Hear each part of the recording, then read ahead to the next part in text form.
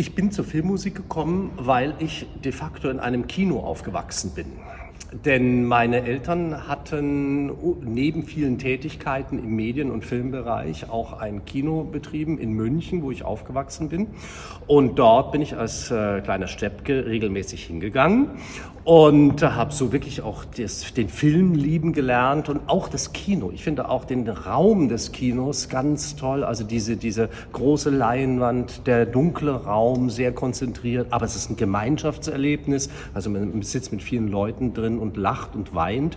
Und in diesem Kino habe ich dann auch das Vorführen gelernt als Jugendlicher und habe, da es in diesem Kino auch viele Festivals gab, auch in Verbindung mit dem Internationalen Filmfestival in München, habe ich viele unterschiedliche Filme dort selber vorgeführt. Und wenn man als Vorführer arbeitet, hört man die Filme in der Regel nur und sieht sie nicht, weil man in der Vorführkabine ist und viel zu tun hat, weil damals analoge Zeiten, da wurden die Filme in einzelnen Rollen geliefert, die musste man zusammenhängen, man musste sie prüfen vor der Vorführung und das hat man meistens während ein Film lief gemacht. Und so habe ich die Filme, immer die Tonspuren sehr genau gehört, auch um zu überprüfen, ob die Vorstellung ordentlich läuft oder ob es irgendwie ein Problem gibt mit der Kopie.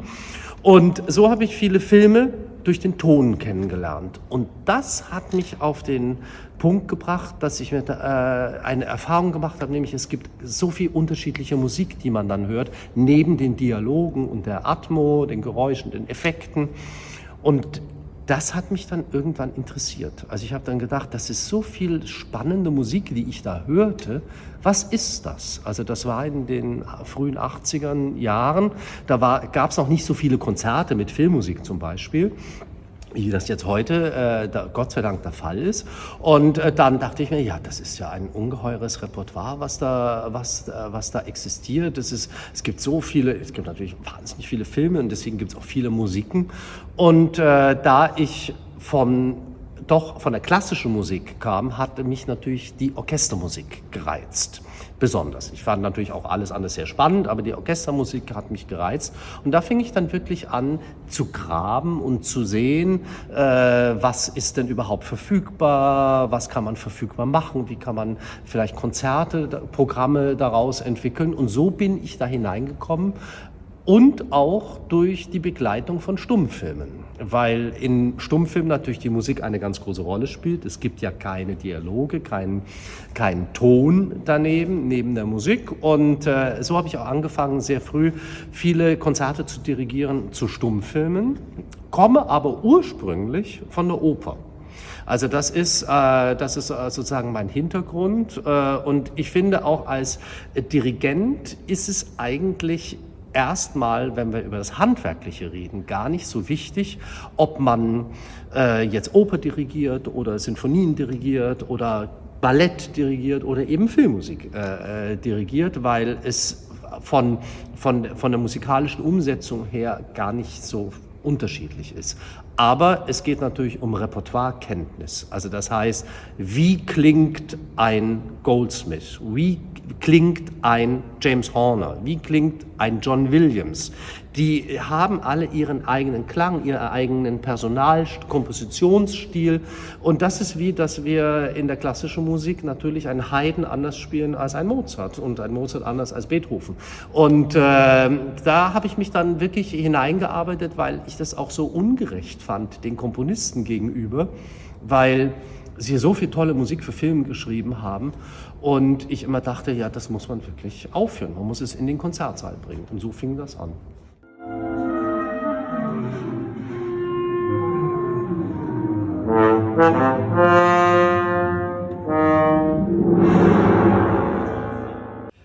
Eigentlich ist der Unterschied gar nicht so groß, denn Filmmusik kann ja alles bedeuten, auch für die symphonische Musik, also von der Barockmusik bis in die zeitgenössische Musik.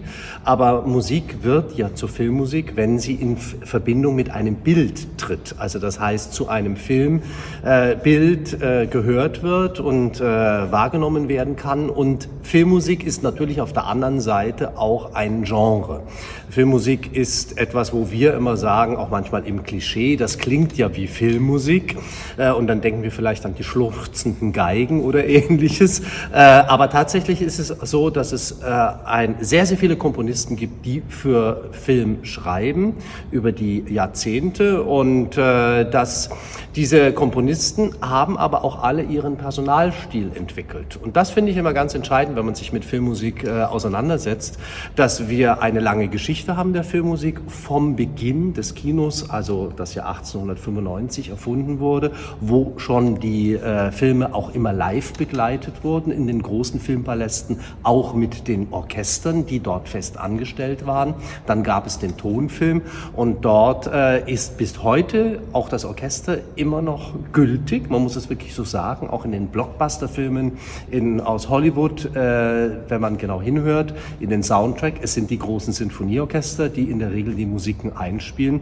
Und es gibt sehr, sehr viele Komponisten, die dieses Genre für sich entdeckt haben, dann auch wirklich zu den Filmkomponisten werden. Das war, wenn man die erste Hollywood-Generation sich anguckt, ein Erich Wolfgang Korngold, Franz Waxman, Max Steiner, aber dann später auch, wenn wir jetzt natürlich an John Williams denken, aber es gibt dann eben auch Danny Elfman zum Beispiel, James Horner, Jerry Goldsmith, also die großen amerikanischen Komponisten, aber dann auch in Frankreich, Georges Delerue, in Italien, Nino Rota, der die ganzen Fellini-Filme vertont hat, Osteuropa natürlich, selbst Schostakowitsch, Prokofjew, Schnittke haben für Film regelmäßig geschrieben.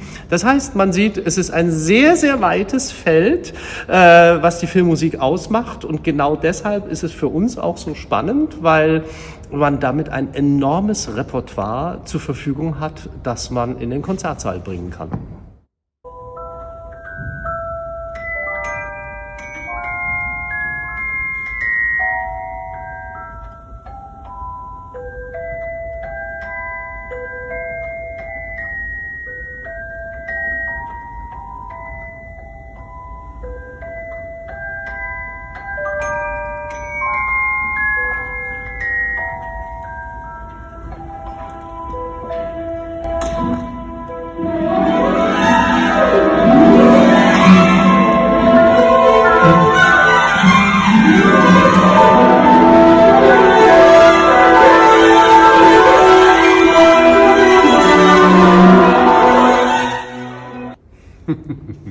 Also in der Filmmusikwelt gibt es natürlich mehrere Komponisten, die wirklich meine Lieblingskomponisten sind. Wenn man jetzt mal nach Hollywood blickt, dann muss ich wirklich sagen, es ist Erich Wolfgang Korngold, der ja nun auch als Wiener, der in Wien studiert hat und dort berühmt wurde, wirklich schon als Wunderkind und eine ungeheure Karriere hingelegt hat, auch natürlich mit seiner Oper Die große Stadt, Die tote Stadt, aber auch viele andere Werke. Er, der dann nach Hollywood gegangen ist, den Orchester-Sound von Hollywood mitbegründet hat.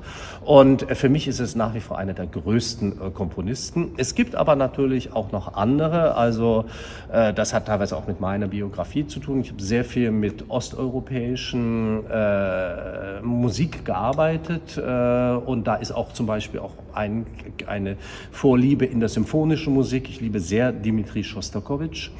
Und habe auch einige seiner Filmmusiken wieder zur Aufführung gebracht. Und ich finde auch einen Komponist wie Alfred Schnittke, der ja einer der großen und meistgespielten Komponisten des 20. Jahrhunderts war ein großartiger Filmkomponist. Der hat 60 Filme vertont im Laufe seines Lebens. Und eine Person gibt es, das mag vielleicht eine Überraschung sein, Charlie Chaplin.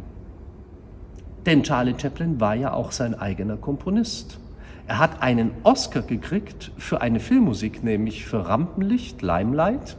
Und er hat zu allen seinen Filmen diese wunderbare Musik geschrieben, die so pendelt zwischen auf der einen Seite natürlich einer großen Komik, ich meine, es ist ja viel Slapstick in seinen Filmen, aber eben auch dieser tiefen Menschlichkeit, dieser tief empfundene Humanismus, der in seinen Filmen spricht, da die guten Klänge zu finden, auch die teilweise sehr melancholischen Klänge zu finden. Und er ist für mich wirklich ein Genie gewesen, der alles selber gemacht hat, von der Regie über die Produktion bis hin zu als sein eigener Hauptdarsteller, aber eben auch als sein eigener Komponist. Und das finde ich sehr, sehr bemerkenswert und ich finde seine Filme und seine Musiken wirklich unsterblich.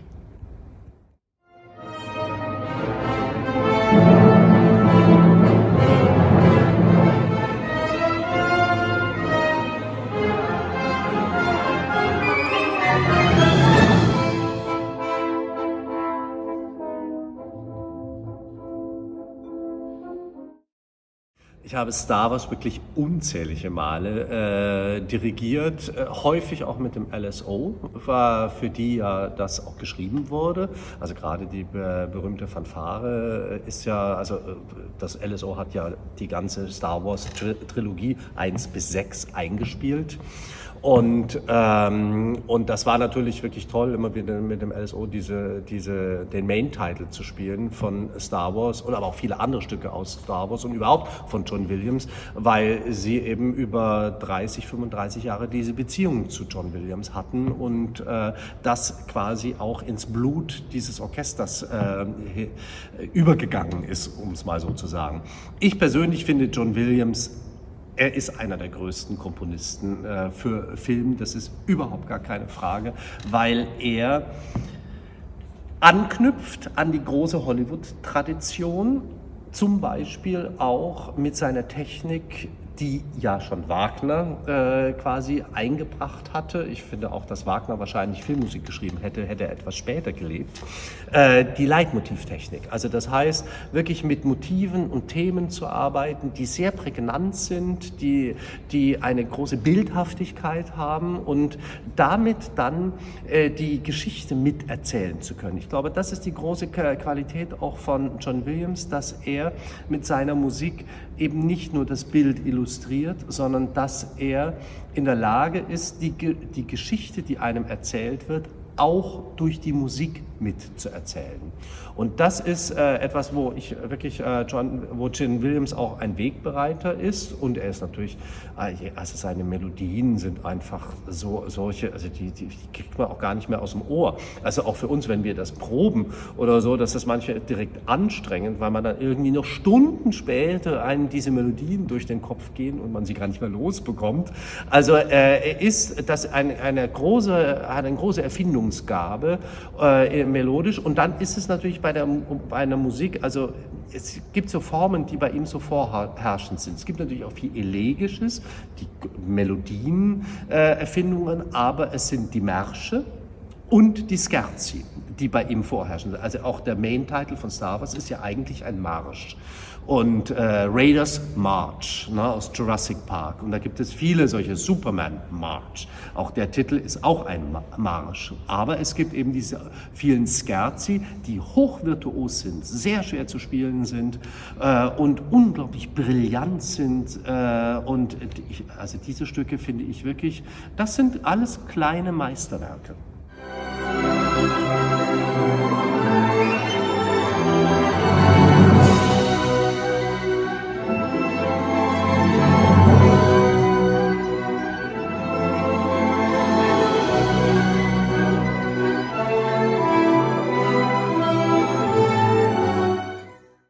Also da gibt es natürlich ganz viele, weil ja das Repertoire sehr reich ist, aber ich denke, für Studenten und vor allem für Musikstudenten sollten sich tatsächlich mal mit dieser ersten Generation der Hollywood-Komponisten auseinandersetzen. Also das heißt, das sind die Komponisten, die in den späten 20er, frühen 30er Jahren zumeist aus Mitteleuropa nach Amerika gegangen sind, oftmals, weil sie auch emigrieren mussten. Und sie haben dort den sogenannten Hollywood Sound kreiert.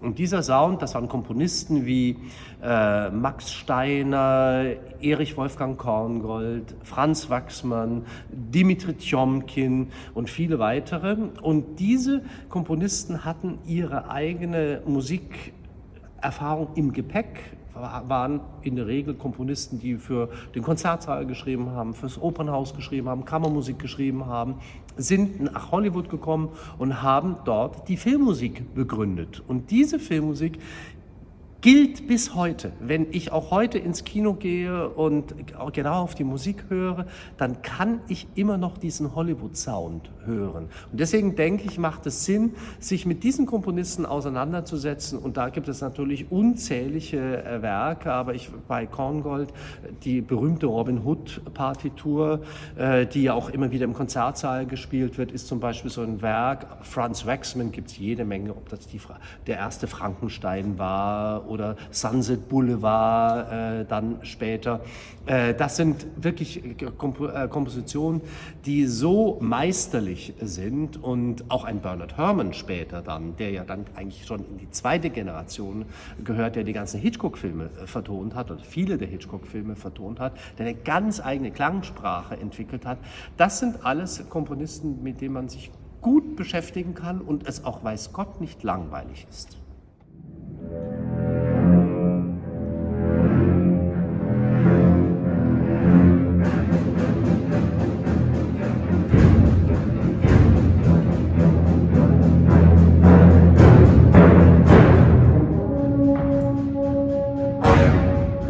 Also mein Lieblingsfilm ist nach wie vor City Lights von Charlie Chaplin.